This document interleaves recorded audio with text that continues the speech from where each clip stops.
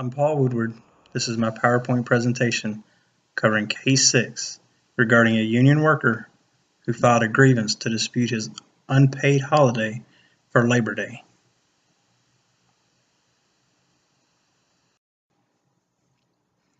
John Arnett worked as a truck driver for Saga Food Services. Arnett was also a member of the union represented by Teamsters Local 444.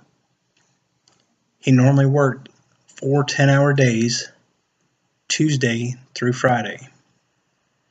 As in the past, practices were that if a holiday fell on an employee's non-working day, then the holiday would be observed on their next workday.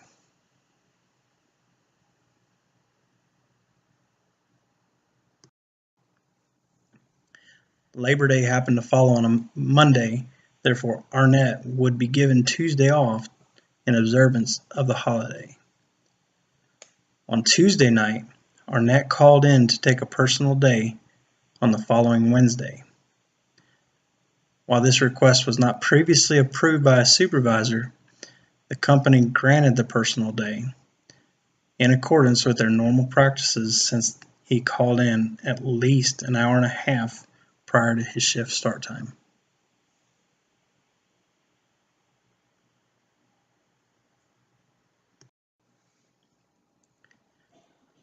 Saga Food Services refused to pay Arnett for the Labor Day holiday, claiming he did not fulfill the requirements of the collective bargaining agreement. The grievance procedure is the more popular method for resolving conflicts between the involved parties. So the union promptly filed a grievance, claiming that he did in fact fulfill all the requirements in the CBA and requested Arnett be paid for the holiday.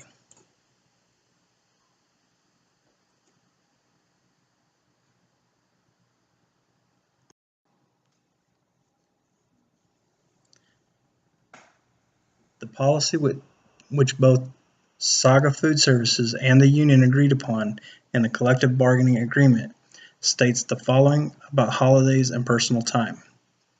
In Article 7, Holidays, Section 7.03 states that holiday pay will be granted as long as these following conditions are met.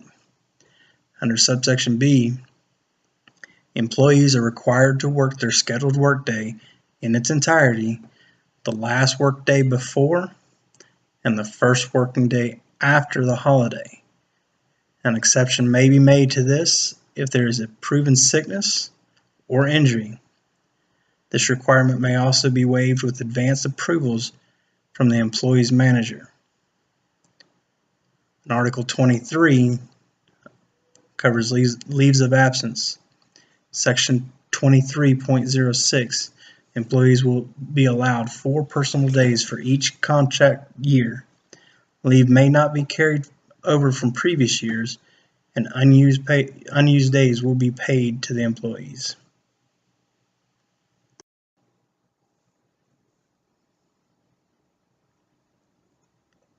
As the HR manager, I have concluded that Mr. Arnett is not eligible to be paid holiday pay because he failed to fully comply with Article 7, Section 7.03b.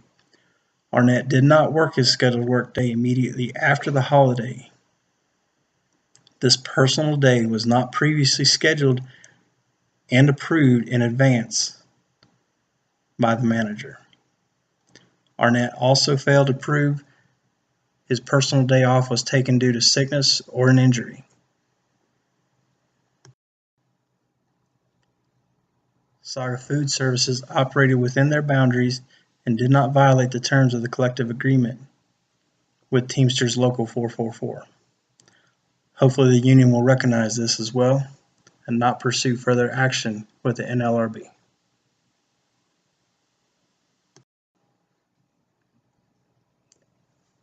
When there is a disagreement between the sides, they can attempt to come to a resolution.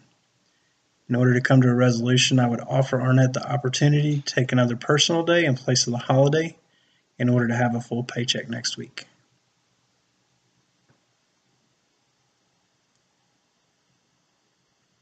If the parties involved cannot come to an agreement, they may seek an alternative dispute resolution.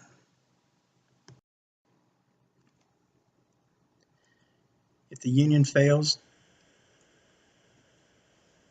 to agree with Saga Food Services, they may choose to seek a decision from a neutral arbitrator. With an arbitrator hearing the case, there are two possible outcomes. Arbitrator will rule in favor of the union and Arnett, therefore he will be compensated for the holiday, or the arbitrator will rule in favor of Saga Food Services, and therefore Arnett will not be compensated for the holiday.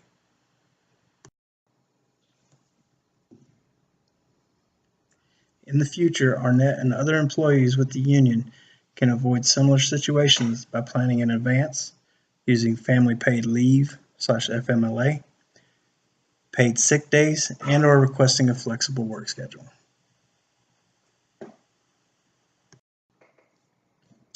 Here are my references. And more references.